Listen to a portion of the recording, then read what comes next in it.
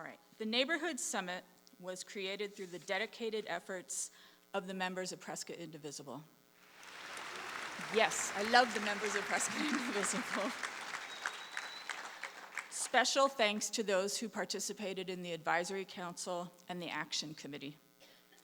Without the support of Tricia Sauer, Arizona's statewide organizer for Indivisible,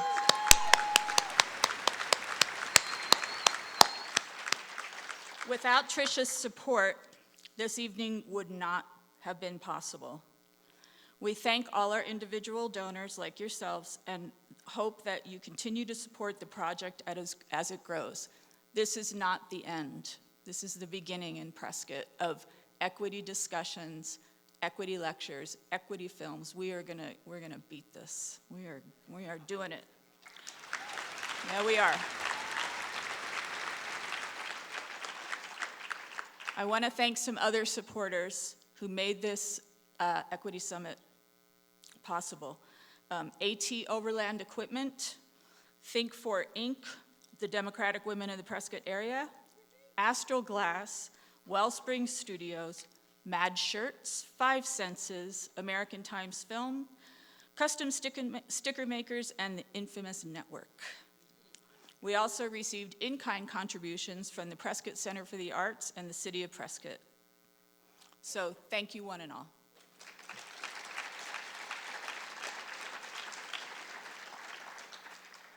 Next, I'm really happy to introduce Lupe Conchas. He's an affirmative action moderator and the Service Learning and Civic Engagement Director at Phoenix College. And Lupe is going to talk to us about the connection between the climate crisis and equity. Thank you.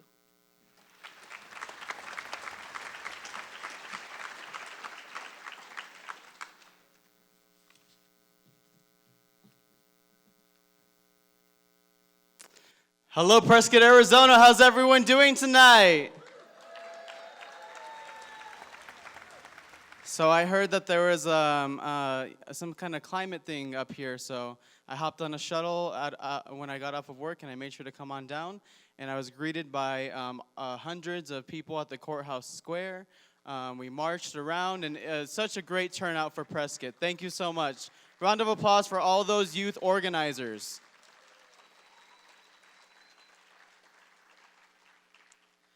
Once again, my name is Lupe Conchas, and I am the Affirmative Action Moderator for the Arizona Democratic Party. I was born in Phoenix, Arizona, but I actually grew up here in Prescott Valley. I'm a proud person to be living, to have this as my hometown, and I can actually say that Prescott is really my hometown. Now, for me, growing up, I remember the first home that I had here in Prescott was actually over at Willow Creek Road. And when I was 4 years old, my father took me to an abandoned field where he actually found a trailer. And it was actually our first home. He was a carpenter. And so this trailer was just a shell. It didn't have any windows. It didn't have any doors. And it did not have any gas or any electricity. And so we actually pulled it on a truck into a trailer park. And that's where we lived the majority of my life. So in my childhood, I know what it was like to be food insecure. Most of my life.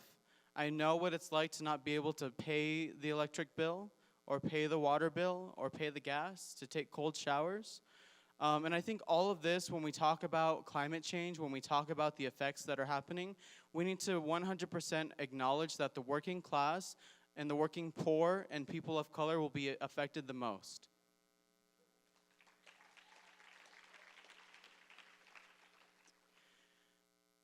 And here, growing up in Prescott, I was the student body president over at Bradshaw Mountain High School in 2010. Go Bears, for those Prescott Badgers out there. And you could imagine, as being a person of color from a mixed status family, with my father being the only undocumented person in our family, that there was lots of racism that I experienced growing up and living here. And with racism and climate change, they have a lot in common. For example, there are people out there that think that racism nor climate change exist. There are also people out there that believe that neither of them were created by humans. And there are also people out there that do not believe that racism or climate change affect everyone, every single person, right? And so, how many of you out there agree with me that Black Lives Matter?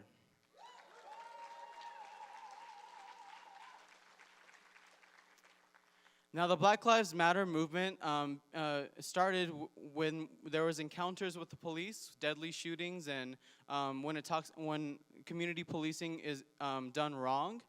And so, when we think about climate change and how it'll affect our world and how it'll affect our communities of color, think that if the police officers in those communities of color still have a hard time interacting with their residents and their constituents, when there are massive floods, when there is mass migration, when there is chaos because of the weather and the different effects such as earthquakes and hurricanes that are happening in these communities, what additional stressors are the police going to have when they're interacting with those communities? And will community policing become better or will it become worse? Think about that. I spent my time, I had a really great time at the beginning of this month on the Navajo Nation. So for all of our indigenous people out there, especially our Navajo out there, shout out to you. And also to the Yavapai here, which is the land that they are on. And one observation that I've had is that the United States government, the Arizona state government, really likes the Native American labor, their land, their water, their energy, and they also like the resources in order to create fossil fuels. But so for some reason, they don't really like the people that live on those communities or acknowledge that they need stuff, acknowledge that they need resources, acknowledge that this is their land. Also, we have a really big controversy when it comes to corruption in politics, corruption with our elected leaders. We have an Arizona Corporation Commission that is tasked with regulating our utility companies. Now, I say regulating because that's not actually what they do. It's what they're supposed to do. And so my task in terms of crisscrossing the state and doing voter registration, one of the main reasons why I feel so passionately about getting communities of color and the working poor involved in the political structure and involved in voting is because, number one, we need to hold APS accountable. We need to hold our electricity companies, our water companies that are for-profit accountable. When we have people dying in the Arizona summers because they cannot afford a fee of $50 to get their air conditioning back on, that is murder. We need to call it out. That is murder. Now, friends in the audience, let's have a tough conversation, please. One of the biggest obstacles to climate change and moving our Earth forward is privilege. Now, my allies, those people that do not look like me, I need to tell you that by 2042, people that look like me will be the majority in this country. And so with that being said, we really appreciate when people are out there advocating for everyone and for the earth and for humanity. But number one, we need people of color, we need the working class, we need the working poor to be invited to the decision-making table whenever it affects our communities the most. And we need to make sure that when we are talking about what strategies are we going to have to combat climate change, that those communities are able to manage themselves, able to lead themselves, and able to speak for themselves, because just because people do not have resources does not mean that they cannot lead.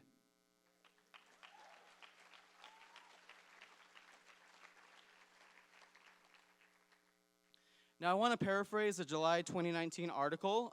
The author is Melody Zhang from World We Knew. She says that in the United States, Black and African Americans consistently have the highest exposure rates for 13 out of 14 air pollutants according to the CDC. Health challenges for for communities of color include cardiovascular disease, asthma, other respiratory diseases, cancer, and premature death. Moreover, more than 50% of people who live within a 2-mile radius of toxic waste facilities are people of color. In the wake of natural disasters profoundly exacerbated by climate change, Black and brown communities are most vulnerable and at risk physically, financially, mentally, and socially in the aftermath, and they are further marginalized during the recovery process. An example of that is after Hurricane Katrina, 80% of people who lived in the lower 9th Ward of New Orleans, the most impacted area by the hurricane, were permanently displaced, and the majority of those communities were Black. Something even more shocking. Black homeowners in that area received an average of $8,000 less of government aid than their white neighbors. This systematic doubling down and tripling down of oppression due to worsening climate impact repeats itself in continuous patterns worldwide. Drought and migration go hand in hand. When we talk about the genocide that is happening in Trump's concentration camps, it is a climate change crisis, and we need to act now.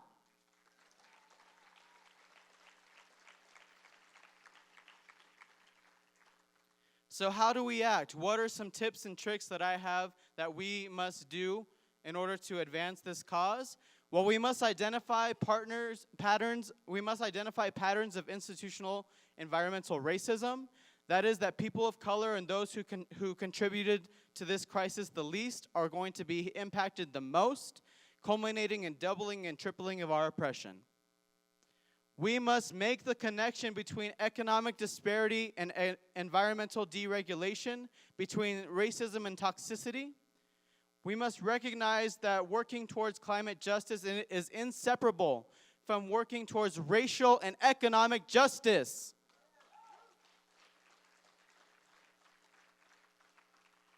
For our allies, we must work by educating our circles about the intersectionality of climate justice and the reality of the intensity of the climate crisis that is present, by having the courage to have difficult conversations, and by advocating for bold and transformative climate policies that center the most vulnerable in our society.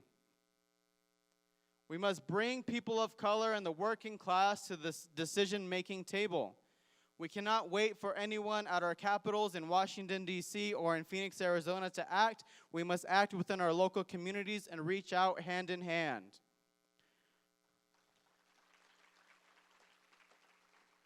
Working class communities, Native communities, Latinx communities, Black and African American communities cannot wait any longer. We do not have 12 years. We do not have 10 years. We are feeling the effects of climate change now, and now it is time to act.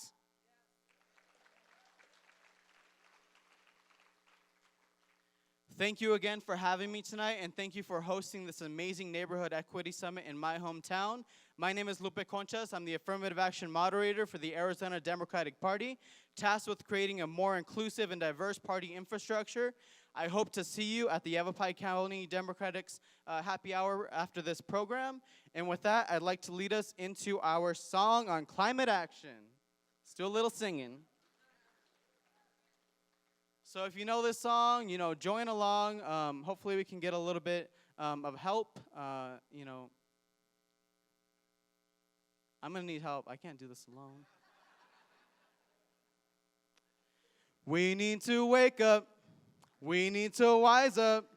We need to open our eyes and do it now, now, now. We need to build a better future.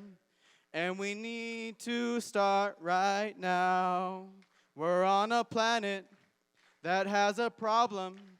We've got to solve it and get involved. And do it now, now, now. We need to build a better future. And we need to start right now. We need to wake up. We need to wise up. We need to open our eyes and do it now, now, now. We need to build a better future, and we need to start right now. I was not prepared for that, so thank you so much.